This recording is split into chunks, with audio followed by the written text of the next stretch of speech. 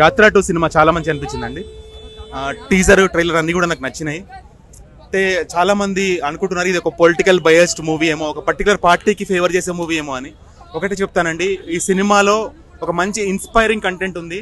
ఆ ఇన్స్పిరేషన్ కేవలం ఒక పర్టికులర్ పార్టీకి అనే కాదు, ఏ పార్టీ వాళ్ళు ఈ సినిమా చూసినా వాళ్ళకి ఇన్స్పిరేషన్ దొరుకుతుంది. ఆ ఇన్స్పిరేషన్ తీసుకెళ్లి వాళ్ళు వాళ్ళ పార్టీ కోసం ఉపయోగపడేలాగా చేస్తుంది.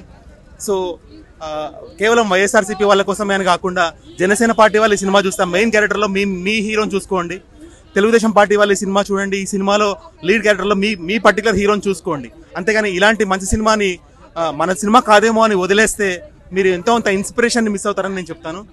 డైరెక్ట్లీ మాత్రం వైఎస్ఆర్సీపీ పార్టీకి సినిమా ఇన్స్పిరేషన్ నింపే పని చాలా చాలా అద్భుతంగా చేస్తుందని చెప్పొచ్చు.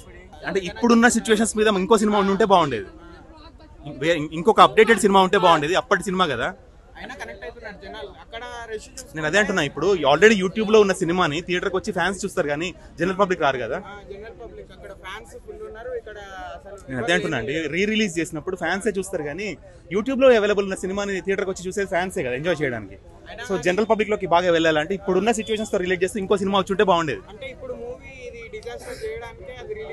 అలా ఎలా అనుకుంటాము, ఆ సినిమా కూడా నడుస్తుంది. ఇప్పుడు సినిమా హౌస్ఫుల్ అయింది కదా, నెక్స్ట్ కూడా హౌస్ఫుల్ అయింది. ఇప్పుడు మంచి ఇన్స్పైరింగ్ అన్న యాత్ర 2 సినిమా ఇప్పుడే చూసినాను. బట్ నాకైతే సినిమా లవర్గా అయితే మమ్మూటి గారి క్యారెక్టర్, జీవ క్యారెక్టర్ అయితే బాగా అనిపించింది. నాకు దీనిలో ఒక డైలాగు నేను విన్నాను, నేను ఉన్నాను, ఈ డైలాగ్ నచ్చింది. బట్ అంటే పొలిటికల్ ప్రకారంగా అయితే షర్మిల గారిని చూపించలేదు, ఇంకా ఎవరు పవన్ కళ్యాణ్, కేసీఆర్ గారిని, తెలంగాణ ఆంధ్ర విభజన ఇవన్నీ కూడా చూపించలేదు. ఓన్లీ జగన్ గారి గురించే చూపించిండ్రు. ఇంకా కాంగ్రెస్ పార్టీ ఎలాగో నెగిటివ్ కాబట్టి, అంటే బయట ఏమనుకుంటున్నారు మీడియాలో వచ్చినదే వాళ్ళైతే చూపించిండ్రు. మరి అంత సెల్ఫ్ డబ్బా అయితే ఎక్కువ అయితే కొట్టింది అయితే నాకైతే అంత అనిపించలేదు. కొద్దిగా డబ్బా కొట్టిండొచ్చు, మరి అంత డబ్బా అయితే కాదనిపించింది.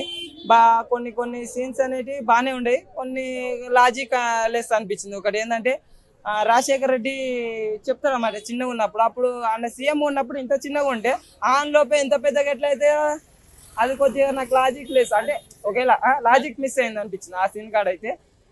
మిగతా అయితే ఇంకా మన అన్న చెప్పింది ఒకటి అంటున్నాడు, అంటే మాట తప్పను